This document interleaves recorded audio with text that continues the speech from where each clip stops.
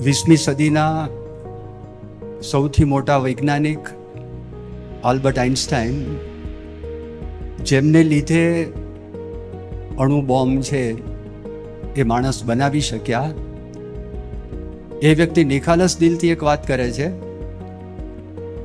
એણે કહ્યું કે it is more difficult to disintegrate a prejudice than an atom. It is more difficult to disintegrate a prejudice than an atom. અણુ વિભાજન કરવું એના કરતાં પૂર્વગ્રહનું વિભાજન કરવું એ બહુ કઠણ કામ છે.